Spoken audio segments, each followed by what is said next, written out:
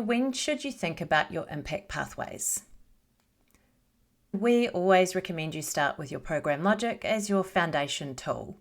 And in developing this up, the advice that we give is that you start with your critical issues, then you anchor these with your long-term outcomes. And there should be a matching long-term outcome for each critical issue. This might be many to one, so you might have one long-term outcome that resolves multiple issues. But fundamentally, what you're trying to achieve as you're developing this up is address that so what, who cares question. Who cares is about how you're framing the challenge or opportunity, and the so what is so what's difference. Who cares about that? When you're developing this up, what you should be doing is in consultation with stakeholders, those next and end users of your research. And as you're going through this process, guess what?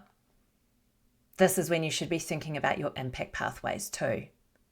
Because if you don't, then like not using a program logic, what you're going to find is that you're exercising a little bit of magical thinking here.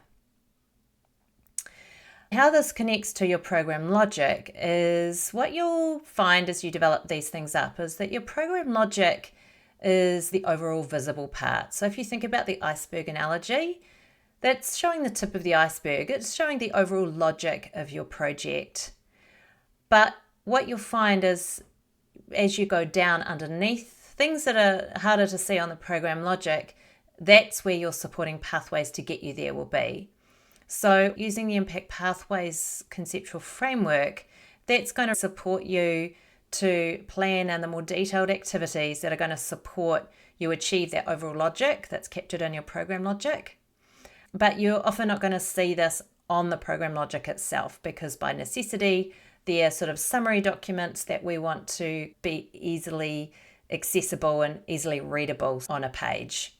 So using the iceberg analogy is one that can sometimes help people understand where does this all fit. So how do you identify and develop your impact pathways? Overall, the key tools and the key questions that you're going to use to support your planning is your program logic and the impact pathways conceptual framework.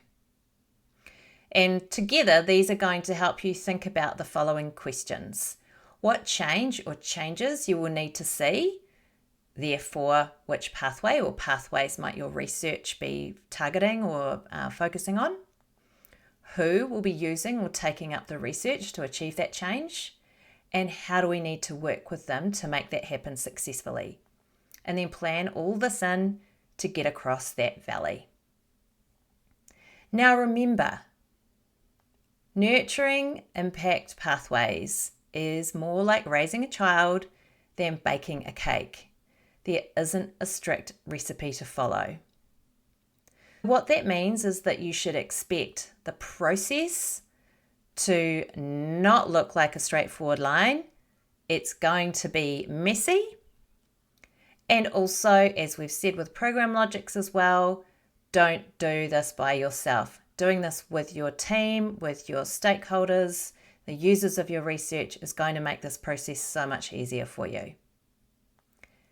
And finally, remember to go back and review. Do you need to change your pathways as you learn new things? Have you ever seen a unicorn? Have you ever seen a project that runs exactly as you'd expect? Hardly any of us have. So make sure you program in those review sessions.